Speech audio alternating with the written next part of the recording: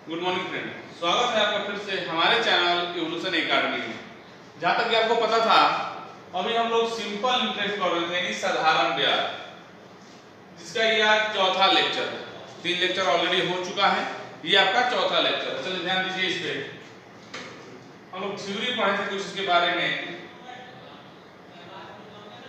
जो कि हम लेक्चर नंबर 3 में चर्चा किए थे उस थ्योरी का, उसका थोड़ा सा पूरा डिटेल देख लिया जाए। बहुत सारे बच्चों का कमेंट आएगा सर थ्योरी थोड़ा सा एक बार अलग से बता दीजिएगा। देखो छोटा छोटा बात है, छोटा छोटा पॉइंट है, लेकिन जब तक वो क्लियर नहीं होगा प्रॉब्लम तो होगा नहीं। चलिए आज उसी थ्योरी को थोड़ा क्लियर कर देते हैं, हर एक छोटा पॉइंट को सामने रखते हैं जिससे वो क्लियर हो जाए। वो पॉइंट क्या था देख, पहला कोई भी वैल्यू लिख देते हैं सिंपल सा। दूसरा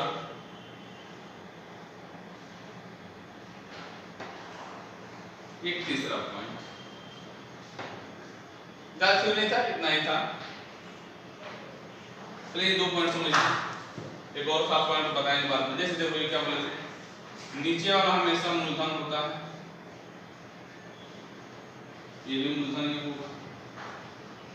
ध्यान दीजिए इस पॉइंट पे, नीचे वाला जो वैल्यू होगा हमेशा मूलधन ही रहता है। ऊपर वाला जो है उसी पे तो ध्यान देना है। ये ऊपर वाला जो है नीचे वाले से बड़ा है ना, ये 40 है, ये 41 से नहीं बड़ा है। ये क्या है, ये छोटा है। ये नीचे 40 है, ऊपर 41 है, नहीं बड़ा है ना। और ये नीचे 11 है, ऊपर 6 है, यानी छोटा है। जब ये बड़ा हो जाए तो इसको हम लोग बोलते हैं एमाउंट, हिंदी बोल सकते हैं हम लोग मिश्रधन। जब ऊपर वाला मान नीचे वाले से बड़ा हो जाए उसको अमाउंट बोला जाता है मिश्रधन। मिश्रधन कहने मतलब यदि हमको यहाँ पे इंटरेस्ट निकालना होगा तो क्या करेंगे, ऊपर वाले में से नीचे वाला माइनस कर देते हैं 1 रुपया। समझने के लिए 40 रुपया था, 41 रुपया हो गया, तो कितना ब्याज मिला जी, 1 रुपया। ऊपर वाला वैल्यू यदि बड़ा रहे तो वो मिश्रधन होता है, और ब्याज यदि निकालना होगा तो क्या करेंगे, अगर माइनस कर देंगे, बात खत्म। यही तक था कहानी। लेकिन जब ऊपर वाला छोटा हो जाए तो वो खुद अपने आप में ही ब्याज होता है, यानी इंटरेस्ट होता है। अब यहाँ पे ब्याज निकालने के लिए माइनस करने की जरूरत नहीं। 11 रुपया था मूलधन, 6 रुपया ब्याज। मतलब ये हुआ कि ऊपर वाला यदि बड़ा रहेगा तो उसको मिश्रधन बोलिएगा और ब्याज निकालने के लिए माइनस कीजिएगा। लेकिन ऊपर वाला मान यदि छोटा रहेगा तो खुद ब्याज होगा, वहां ब्याज निकालने के लिए माइनस नहीं करना है। समझने के लिए, अच्छा बैंक में आप 11 रुपया जमा कीजिएगा तो 6 रुपया नहीं ना हो जाएगा। अगर 11 रुपया से बड़ा होगा तब कहिएगा अच्छा ये सब मिला के दिया है, ब्याज निकालने के लिए माइनस करेंगे। लेकिन 11 रुपया जमा किया 6 रुपया हो जाएगा, कम नहीं ना होगा जी। यानी जब ऊपर कम दिया है इसका मतलब खुद वो ब्याज है। अगर यहाँ आपको मिश्रधन लिखना होगा कि मिश्रधन क्या होगा, मतलब अमाउंट यदि आपको लिखना हो तो कहिएगा 11 रुपया जमा किए थे, 6 रुपया ब्याज मिला, यानी मिश्रधन यहाँ 17 रुपया होगा। नहीं, मिश्रधन यहाँ 17 रुपया होगा। क्लियर। ऊपर वाला बड़ा रहेगा तो मिश्रधन होगा और ब्याज के लिए माइनस कर देंगे, और ऊपर वाला छोटा रहेगा तो खुद ब्याज रहेगा। एक और पॉइंट था, उस पॉइंट को देख लिया जाए, समझा जाए। चलिए शिक्षक है ना, सब चीज लिखते रहिएगा, जितना लिखे हैं सब अपने कॉपी में जरूर नोट कीजिएगा। वीडियो को वहां रोक दीजिएगा, पॉज कर दीजिएगा, अपना कॉपी में नोट कर लीजिएगा। चलिए मिटाते हैं इसे। नीचे वाला हमेशा मूलधन रहता है, ये फिक्स है।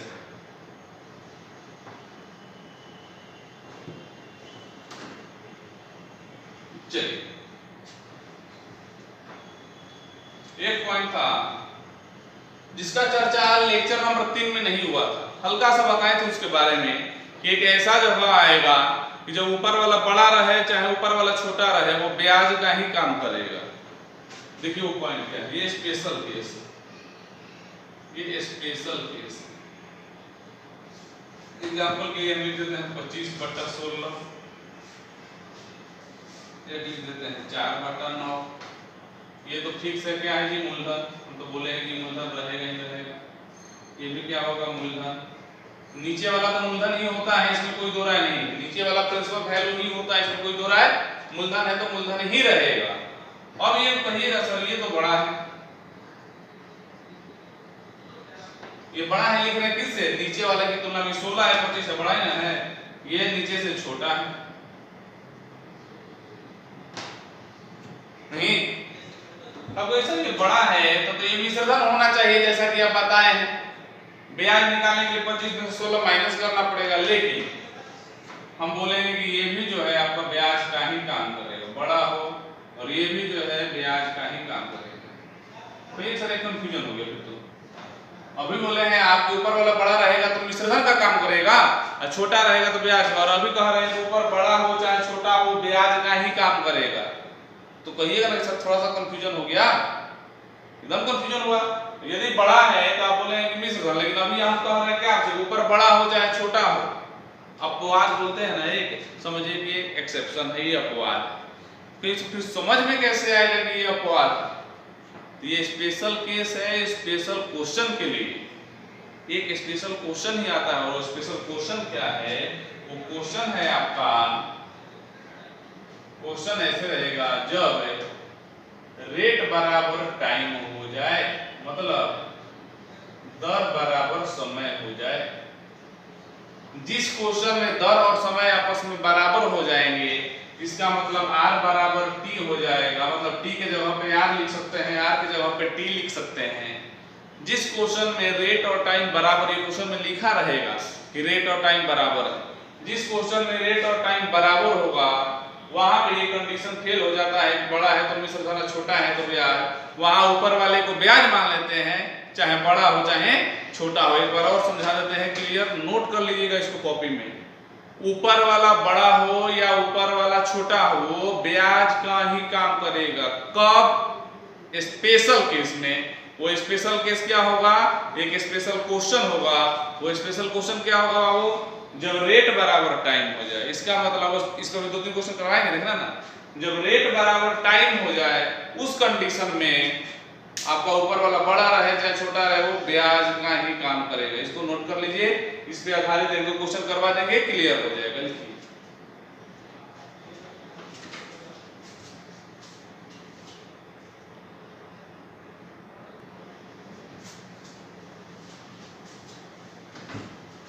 देखिए समझिए, जो भी स्पेशल केस बनाए हैं उसी पे ये क्वेश्चन आ गया। देखो क्या लिखा है, किसी धनराशि पर किसी दर से, दर को नहीं पता है, दर से साधारण ब्याज मूलधन का 25/16 है यदि प्रतिशत तथा वर्ष को निरूपित करने वाली संख्या, देखो समझिएगा, डायरेक्ट नहीं लिखा है, डायरेक्ट लिख दिया है।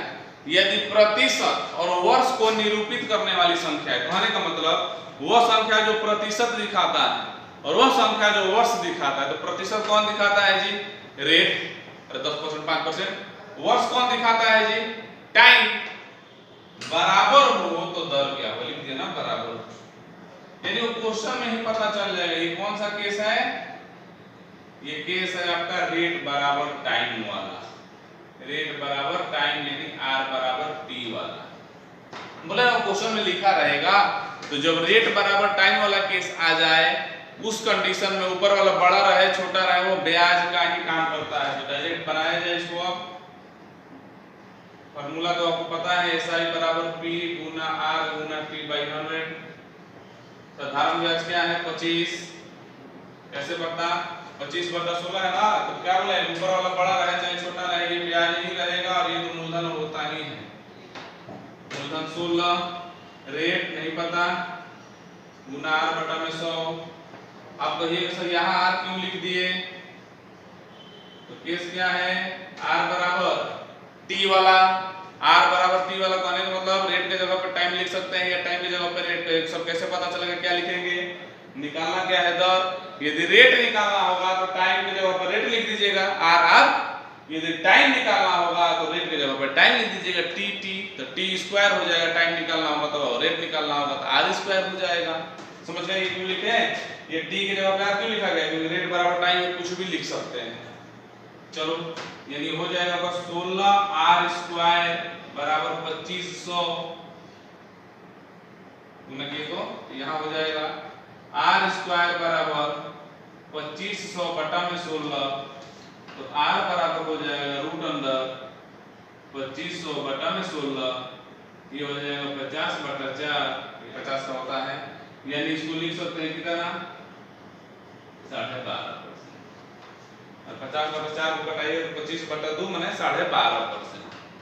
एक बार और समझ लीजिए, जब भी क्वेश्चन में प्रतिशत और वर्ष यानी रेट और टाइम आपस में बराबर हो जाए तो ऊपर वाला बड़ा हो चाहे छोटा हो ब्याज ही रहेगा और नीचे वाला तो मूलधन होता है, आपको पता ही है नहीं। तो उस कंडीशन में क्या करेंगे, ऊपर वाला नीचे वाले से मतलब नहीं है, जो है वो लिख देंगे 25 है तो 25 16 और टाइम को भी रेट में बदल देंगे कि आर स्क्वायर हो जाएगा, आर स्क्वायर होगा तो वैल्यू निकल गया 12.5%। इसी तरह से एक और क्वेश्चन इसी पे दे देते हैं, ज्यादातर समझ में आ जाएगा। लिखिए इसको पहले,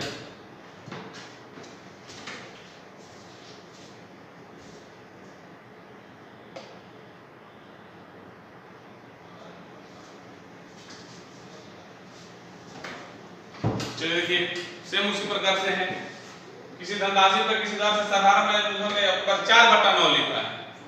यदि परसेंटेज और वर्ष यानी रेट और टाइम निरूपित करने वाली संख्या इक्वल हो माने बराबर हो, फिर वही केस है जी r बराबर t वाला, तो r बराबर t वाला में छोटा है चाहे बड़ा है, ऊपर वाला ब्याज ही होता है और नीचे वाला मूलधन होता है, आपको पता ही है। बस फॉर्मूला लगा दीजिए आंसर आ जाएगा। SI बराबर PRT/100 पता ही है आपको। साधारण ब्याज ऊपर है 4 रुपया, मूलधन 9, r गुना r बटा में 100, क्यों जी क्योंकि टाइम और रेट आपस में बराबर है, कुछ भी लिख सकते हैं। तो 9r² बराबर में 400 यानी हो गया 9r², यहाँ पे रेट देते हैं r² बराबर 400 बटा में 9, तो r बराबर √400 बटा में 9 20 बटा में 3 यानी 6/2/3 फाइनल आंसर। एकदम सिंपल। देखिए बहुत सारे बच्चे ये क्वेश्चन में गलती कर देते हैं और आप कितना आसानी से बना रहे हैं, तो हर एक क्वेश्चन के पीछे जो बात छिपी होती है वो जानना जरूरी है। अब यहाँ पे टीचर क्या कर बस पढ़ा देंगे बच्चा लिख लिया बात खत्म, जी नहीं, ऐसा गलत है ना। उस क्वेश्चन के पीछे जो राज है वो जानना जरूरी है, वो राज जान गए तो इस प्रकार का कैसा भी क्वेश्चन आए बना सकते हैं।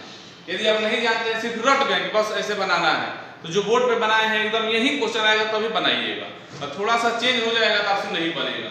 लेकिन उस क्वेश्चन के पीछे राज यानी जो क्वेश्चन के पीछे कंसेप्ट है ये समझ गए तो इस प्रकार के क्वेश्चन में कितना भी चेंजिंग करेगा आप पकड़ लीजिएगा और खुद से बना दीजिएगा। तो हम उतना कंसेप्ट आपको दे देंगे, उसकी चिंता नहीं करनी है। लिखिए आगे कुछ और देखा जाए।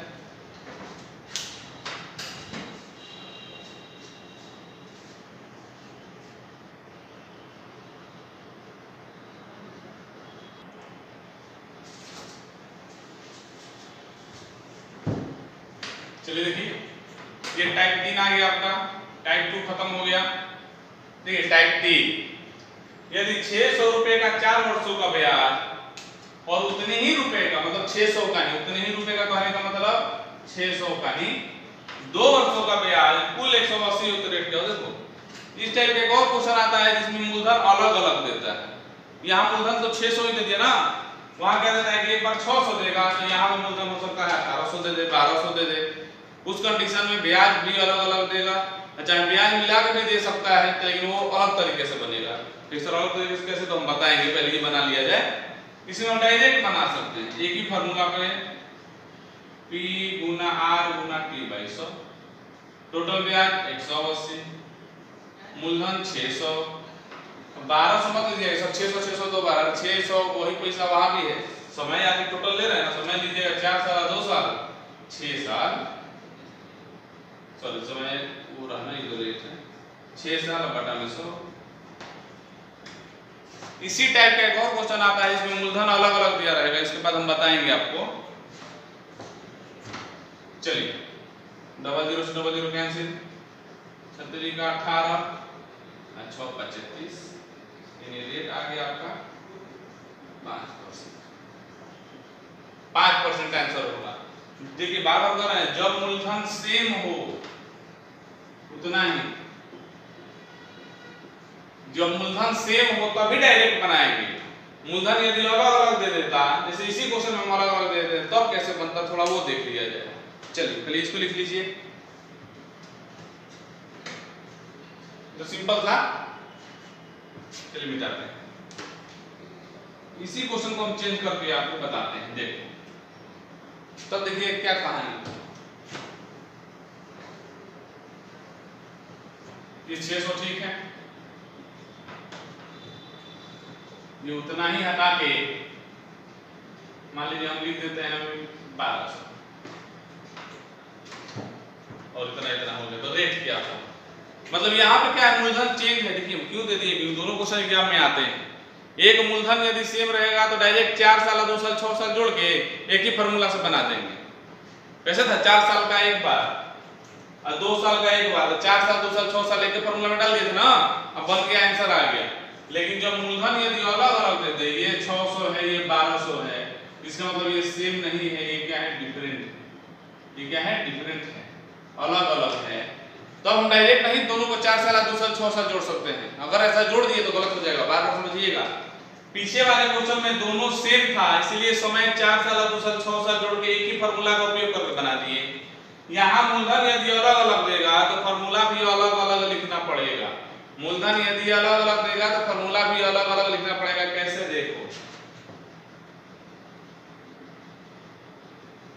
ऐसा ही बराबर PRT/100 होता है, ये तो आपको पता है। तो इसका अलग लिखिएगा, जैसे देखो ब्याज टोटल जोड़ के 180 है ना, तो इसका लिखिएगा 600, रेट नहीं पता, इसका टाइम है 4 साल बटा में 100, प्लस ये है 1200, रेट नहीं पता, इसका समय 2 साल है बटा में 100, यदि दोनों ब्याज जोड़ दिया जाए तब 180 आए, ऐसे बनेगा। एक चीज और जानते हो, बार बार कह रहे हैं, पीछे वाले क्वेश्चन में 2 बार अलग अलग नहीं लिखे थे। पीछे वाले क्वेश्चन में अलग अलग ना लिख के एक ही बार में एक ही फार्मूला में बना दिए थे। क्यों, क्योंकि पीछे वाले क्वेश्चन में दोनों का मूलधन सेम था। मूलधन यदि सेम हो जाए तो फार्मूला अलग अलग दोनों को लिखने की जरूरत नहीं है, क्योंकि एक ही चीज है, क्यों अलग लिखें। लेकिन जब मूलधन यदि अलग अलग हो जाए तो दोनों का अलग फार्मूला लिखेगा। 4 साल का अलग PRT, 4 साल का अलग और 2 साल का अलग, दोनों जोड़ने के बाद 180 रुपया कुल ब्याज 180 आया था, उस पर बनाएंगे। अब यहाँ सब हल कर ही सकते हैं। अरे है क्या हल करने में, चलो आधा लिख देते हैं, 100 लोग तुम हो जाएगा ना जी, ये 2400, हाँ ये भी 2400, हाँ 180, यानी 2400 2400 4800 r बराबर में 1800, 18,000 हो जाएगा जी, हाँ तो 18,000। अब डबल जीरो से डबल जीरो कैंसिल करना, रेट आराम से निकाल सकते हैं, जो भी है आप कर सकते हैं। यहाँ के आगे सिखाने का मकसद क्या था, यदि मूलधन सेम हो तो एक ही फार्मूला में 4 साल 2 साल 6 साल को बना दीजिए। लेकिन मूलधन यदि अलग अलग होगा तो फार्मूला अलग अलग लिखिएगा, उसके बाद दोनों का जोड़ के ब्याज एक जगह, फिर हल कर लीजिएगा। ये चीज दिमाग में लॉक कर लीजिएगा, लिख लीजिए, आगे बना लीजिएगा।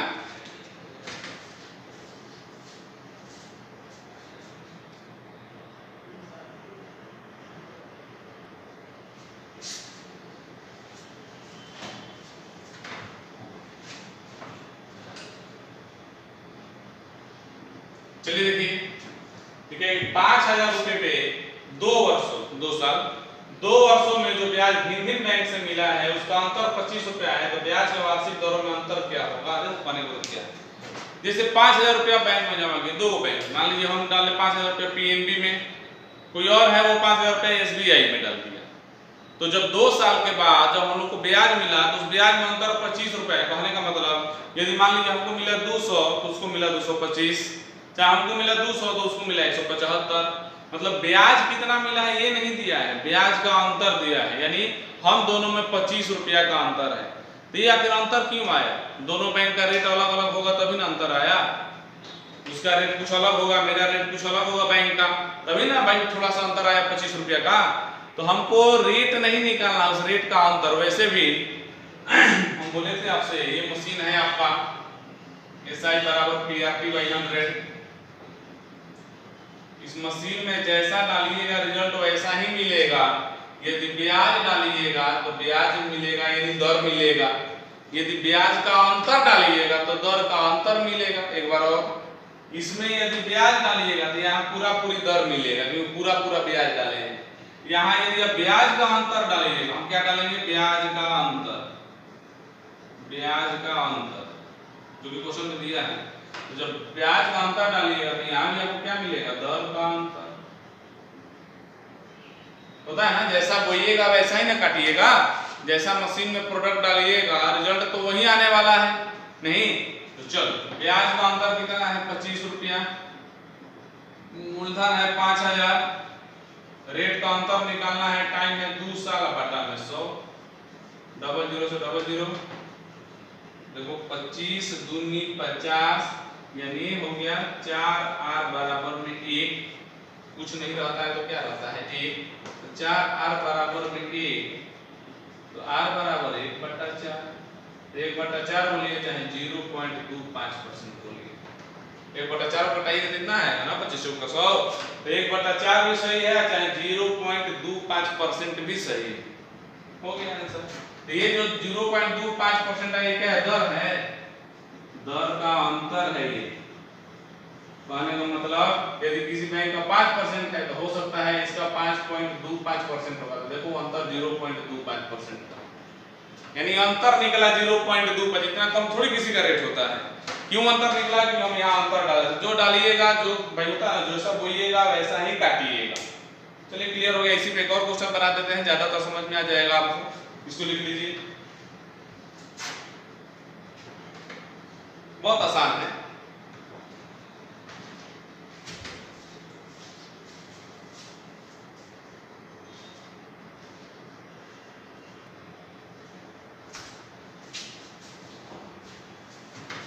चलिए देखिए लिखा है 1500 रुपये पे 3 वर्षों में जो ब्याज भिन्न बैंकों से मिला है उसका अंतर है 13 रुपया 50 पैसा, यानी 13.50। आपको तो पता है ना पॉइंट के बाद एक एक डिजिट पढ़ा जाता है, 13.50 पढ़िएगा वो गलत होगा, 13.50 या 13.50 पॉइंट के बाद एक और डिजिट पढ़ा जाता है। तो ब्याज का वार्षिक दरों में तो सिंपल अभी हम लोग सीखे ना, SI बराबर P गुना R गुना T/100, अंतर है 13.50, ये है ब्याज का अंतर। तो बता चुके हैं कि जब ब्याज का अंतर डालिएगा तो मिलेगा भी दर, नहीं मिलेगा वो क्या मिलेगा, दर का अंतर, अंतर डालिएगा तो अंतर मिलेगा, ब्याज डालिएगा तो दर मिलेगा। मूलधन है 1500, रेट का अंतर हमको पता नहीं है, टाइम 3 साल दिया है, बटा में 100, डबल जीरो यानी 45, 15 दिया 45, r बराबर 13.50, तो r बराबर 13.50 बटा में 45, तो r बराबर 1350, 45 गुना 100 लिख दें, कैसे जी, पॉइंट हटा तो पॉइंट के जगह पे 1 आता है, पॉइंट के बाद जितना अंक रहेगा उतना 0, तो यही पॉइंट हटा के वहां 100 लिखे हैं, तो 0 से 0 कैंसिल, 45 तिया 135 यानी 3 बटा में 10, मतलब 0.3% फाइनल है। ये 0.3% क्या है, दर है कि दर का अंतर है, ये दर का अंतर है, क्योंकि दर का अंतर ही ना पूछा था, अंतर डालिएगा तो अंतर निकलेगा। कितना आसानी से बन रहा है, बहुत आसान है, बोले कुछ नहीं है इस सब में। देखिए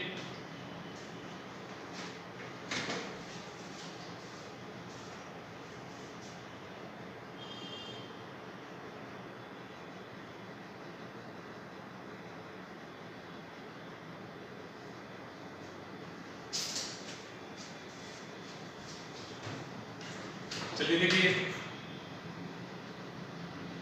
दो तरीका से बना सकते हैं, एक बाई फार्मूला एक बाई डायरेक्ट। जैसे SI बराबर PRT/100, क्वेश्चन सुन लीजिए, लिखा है साधारण ब्याज की वार्षिक दर से 10% से 12.5% हो गया, मैंने पहले 10% था, आज 12.5% हो गया, मतलब 2.5% बढ़ गया। कितना बढ़ गया, 2.5%। भाई परसेंटेज बढ़ेगा तो फायदा तो होगा ही, हो जाने पर किसी व्यक्ति के आय में 1250 की वृद्धि हो जाती है तो मूलधन या पूंजी क्या हो, सिंपल। चलिए कितना वृद्धि हुआ है, 1250 की, तो 1250 ये ब्याज है कि वृद्धि वाला है, ये वृद्धि वाला, जितना वृद्धि हुआ था वही डाले हैं, 1250 का वृद्धि हुआ तो वृद्धि डालिए, तो जब यहाँ वृद्धि वाला डाले हैं तो रेट भी वृद्धि वाला डालिएगा 2.5%, ये नहीं कि 10 या 12 में डालने लगेगा। बोले ना मशीन में जैसा डालिएगा वैसा ही इधर भी लेना पड़ेगा, ब्याज का अंतर डालते थे तो रेट का अंतर निकलता था, तो जब यहाँ वृद्धि वाला डालेंगे तो यहाँ भी वृद्धि वाला ही लिखना होगा। मूलधन निकालना है, कितना अंतर है, 2.5 का। चलिए समय नहीं दिया है तो 1 साल। वैसे देख लेते हैं क्वेश्चन में शायद दिया होगा, छूट गया होगा, नहीं ठीक नहीं दिया है तो 1 साल बटा में 100, अब नहीं दिया तो ही ना होगा। तो चलिए कितना हो जाएगा, मूलधन बराबर 2.5 P बराबर में 12,000 नहीं 1,25,000 ना, 1250 गुना 100 ठीक। तो P बराबर इतना बटा में 2.5 सॉल्व कर लीजिए, इतना एक और जीरो बढ़ा के नीचे 25 लिख दें, ये पॉइंट हटेगा तो ऊपर 10 चला जाएगा, 25 5 125 और 4 2 0 मतलब 50,000। कितना सिंपल, बहुत ज्यादा आसान है।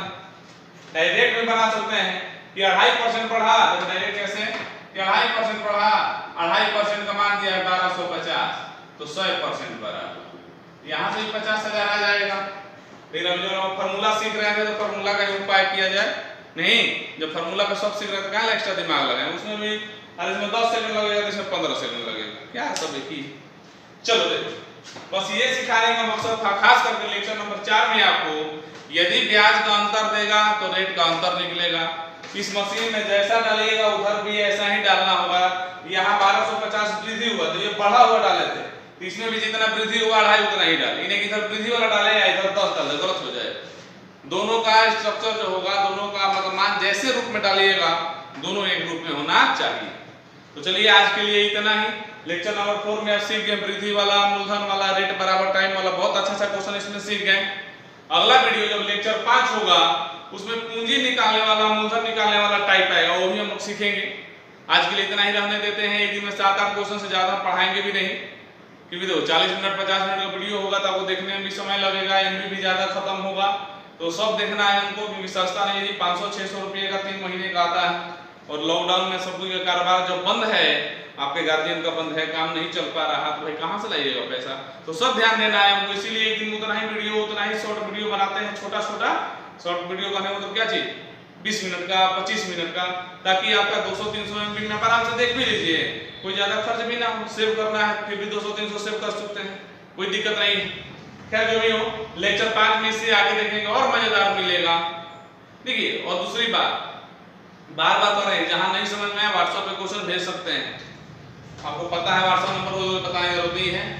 और सावन भी आ गया, आपको पता है, वो तो सोमवार से ही है, आज बुधवार हो गया, तो भाई सब कोई को हमारे तरफ से, हमारे जितने भी छात्र हैं, छात्र के गार्जियन जो भी हो, बहुत बहुत सावन महीना का शुभकामनाएं। भगवान भोलेनाथ आपका हर एक मनोकामना पूर्ण करे, अच्छे से लगिए, भगवान करे अगली बार आपका बहुत अच्छा जॉब हो जाए। तो 2020 लेके डूब ही गया, पढ़ाई भी लेके डूब गया। हम तो कोशिश कर रहे हैं कि सारे बच्चे घर पे बैठ कर पढ़ ले जितना, लेकिन सारे बच्चे नहीं देख पा रहे हैं क्योंकि सबके पास मोबाइल नहीं, बहुत सारा प्रॉब्लम है। खैर हटाइए, क्या किया जाए, प्रॉब्लम है तो फिर भी मिला जुला सब अच्छे से चले, भगवान आपको कृपा बरसाए, सब कुछ पे कृपा बरसाए, ना कि आपके। चलिए आज के लिए इतना ही छोड़ देते हैं, अगले वीडियो में देखेंगे इससे और मजेदार क्वेश्चंस। तब तक के लिए अलविदा, घर रहिए और स्वस्थ रहिए।